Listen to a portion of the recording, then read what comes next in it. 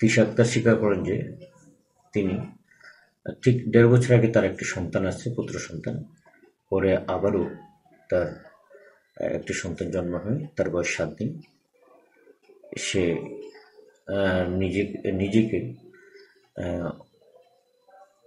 ঠিক প্রতিষ্ঠিত করার জন্য সেই বাচ্চাটাকে সে নিতে চায়নি প্রথম। পরবর্তীতে সেই বাচ্চাটাকে সে তার বাসায় পূর্ব দক্ষিণ পাশের যে বেলকনি, সেরকম থাকতো না, সেখানে ঠিক ৩:৩০ থেকে ৩:৪০-এর মধ্যে বেলকনির ফাঁক দিয়ে সে নিচে ফেলে দেয়।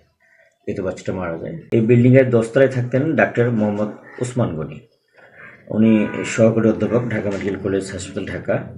ওনার দ্বিতীয় স্ত্রীর দ্বিতীয় সন্তান, তার নাম হচ্ছে তাসনিদ উসমান রাখি। তার বয়স মাত্র ৭ দিন। তো একই সাথে ডাক্তার সাহেব এবং তাহার স্ত্রী, দ্বিতীয় স্ত্রী তৃষা আক্তার এবং তাহার তৃষা আক্তারের বান্ধবী সুমাই আক্তার এবং কাজের মেয়ে সুমাই আক্তার শিলা ও মিম আক্তার একই রুমে তারা শুয়ে পড়ে। রাত্রে অনুমান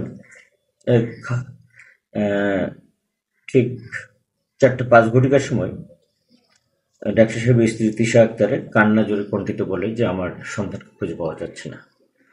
তখন তাকে খোঁজাখুঁজি করতে থাকে। এক পর্যায়ে কোনো তথ্য না পেয়ে তাদের মধ্যে একটি কাজের মেয়ে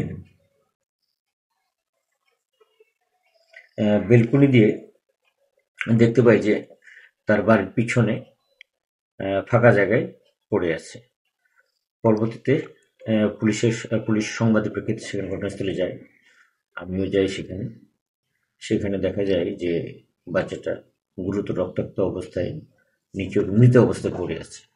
পরবর্তীতে বাচ্চাটাকে উদ্ধারপূর্বক সুরতহাল প্রস্তুত করে তার ময়নাতদন্তের জন্য ফরেনসিক মেডিসিন হাসপাতাল মর্গে আমরা প্রেরণ করি এবং তার স্বীকারোক্তি যে বিষয়টি সেটি তিনি তাহার স্বামীর উপস্থিতিতেই বলেছেন।